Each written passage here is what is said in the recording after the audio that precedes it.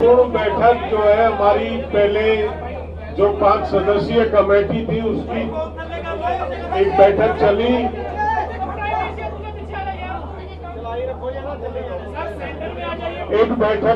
और उसमें सरकार की तरफ से एक प्रस्ताव आया था।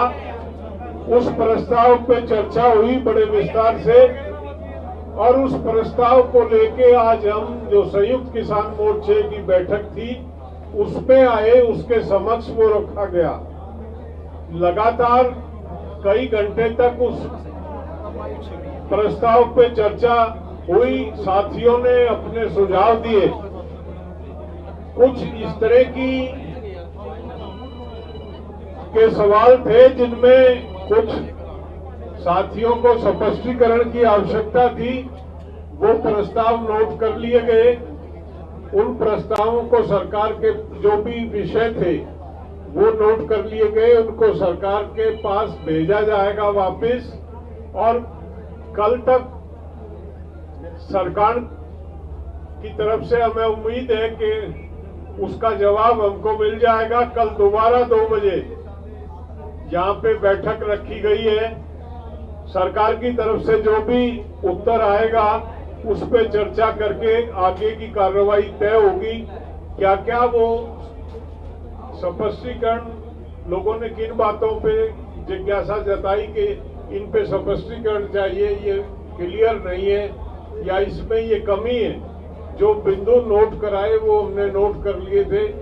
अशोक धावले जी उसको बताएंगे विस्तार से। उससे पहले हमारे जो सीनियर नेता जो ऑब्जर्व कर रहे थे सारी कार्रवाई को सुबह से, चाहे वो 5 सदस्यीय कमेटी की हो या संयुक्त किसान मोर्चे की हो, उन्होंने जो ऑब्जर्व किया वो अपना निष्कर्ष आपको बताएंगे। तो मैं राजेवाल जी से निवेदन करूंगा कि वो रखें। ऐसे है, सरकार ने एक प्रस्ताव भेजा, हमने आपस में 5 मेंबर्स कमेटी में उसे डिस्कस किया। उसके बाद हमने एसकेएम में उस प्रस्ताव को सभी साथियों के सामने रखा। उसमें एक बात ये कही गई थी कि सरकार एमएसपी के मामले में कमेटी बनाएगी जिसमें बाकी ऑर्गेनाइजेशन, सरकारी अधिकारी, स्टेट्स के नुमाइंदे और एसकेएम के नुमाइंदे शामिल हो गए। तो हमें इस पे इतराज था सभी साथियों को कि आंदोलन तो हम लड़ते रहे, अगर ऐसे लोगों से भर दिया कमेटी को जो पहले से कानून बनने में सरकार के साथ रहे हैं, तो वहाँ मुश्किल खड़ी होगी। इसका स्पष्टीकरण सरकार से लिया जाए। दूसरी बात थी केसेस की।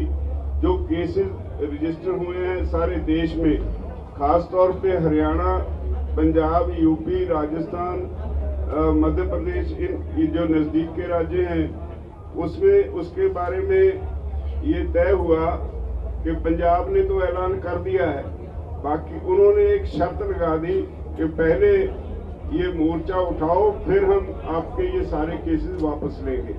ये शर्त के साथ मोर्चा उठना नहीं चाहता। इसके लिए सरकार से फिर बातचीत करने के लिए 5 मेंबरी कमेटी को जो एसकेएम की मीटिंग थी उसने हदायत कर दी। और बस यही था जो बाकी सरकार ने जो जितने बिंदु हमारे सामने रखे उसमें सबसे बड़ा इतराज इस बात पे था कि सरकार तब केस वापस लेगी अगर हम यहाँ से उठेंगे। ये शर्त हम मानने के लिए तैयार नहीं। इसके बारे में फिर सरकार से बात करेंगे। धावले जी। साथियों, आज पहली बार इस आंदोलन के शुरू होने के बाद सरकार की तरफ से संयुक्त किसान मोर्चा के 5 मेंबरी कमेटी के पास आज दोपहर में प्रस्ताव आया। गृह मंत्रालय से वो प्रस्ताव आया। उसके पहले उनके साथ चर्चा हुई और इस प्रस्ताव के बारे में जैसे अभी राजेवाल जी ने बताया, युद्धवीर जी ने बताया, ये बात हम अच्छी समझते हैं कि सरकार ने कुछ लिखित रूप में एक प्रस्ताव दिया। वो अंतिम प्रस्ताव वो भी नहीं मानते, हम भी नहीं मानते। उसके ऊपर आज संयुक्त किसान मोर्चा के सामने हमने वो प्रस्ताव को रखा और बहुत अच्छी चर्चा हुई, सकारात्मक चर्चा हुई। कुछ बिंदुओं के ऊपर हमारे कई साथियों के मन में कुछ संदेह था, कुछ उनके सुझाव थे, लेकिन ये सब कंस्ट्रक्टिव सुझाव थे। इस प्रस्ताव को और ज्यादा अच्छा करने के लिए वो सुझाव हमारे सभी साथियों ने दिए। उसके अंदर 3-4 बातें बहुत ही संक्षिप्त में मैं कहूंगा। 2 बातें तो राज्यपाल जी ने कही है। एमएसपी के बारे में जो कमेटी का जो उन्होंने कबूल किया था, उसके अंदर केंद्र सरकार के प्रतिनिधि, राज्य सरकारों के प्रतिनिधि, उसके साथ में कृषि तज्ञ, इसके बारे में हमारा कोई दुमत नहीं है, वो बात सही है। लेकिन उसके अंदर किसान संगठन और उसके भी संयुक्त किसान मोर्चे की भी नुमाइंदे उसके अंदर होंगे। उसमें हमारे सभी साथियों की आपत्ति थी, 1 साल तक आंदोलन ये पूरे देश में एमएसपी के लिए संयुक्त किसान मोर्चा ने बहुत ही जबरदस्त तरीके से लड़ा है और इसलिए एमएसपी वाले कमेटी में जो किसान संगठन ये केंद्रीय कानूनों के पक्ष में थे, उनका समर्थन कर रहे थे, एमएसपी मिल नहीं सकती ये भूमिका ले रहे थे, ऐसे भी किसान संगठनों को शायद उस कमेटी में उनका भी वहां समावेश होगा।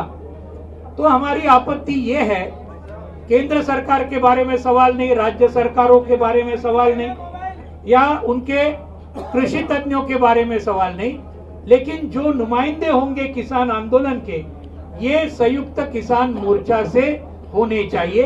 ये उसके अंदर एक पहले आपत्ति का सवाल था।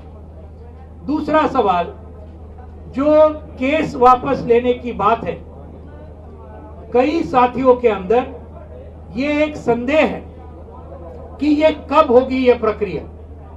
उसके अंदर लिखा है आंदोलन वापस लेने के बाद हम शुरू करेंगे।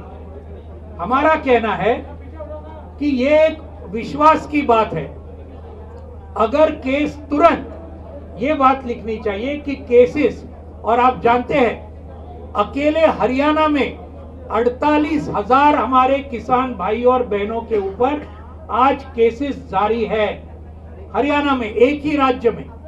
उसके साथ यूपी में है, उत्तराखंड में है, पंजाब के सरकार ने तो क्लियर कर दिया कि भाई हम पूरे केसेस वापस लेंगे, राजस्थान में है, मध्य प्रदेश में है, और पूरे देश भर में ये रेलवे डिपार्टमेंट के जहां जहां रेल रोको हुआ, कश्मीर से लेकर कन्याकुमारी तक और गुजरात से लेकर गुवाहाटी तक, रेलवे के केसेस, सैकड़ों केसेस है हमारे हजारों साथियों के ऊपर।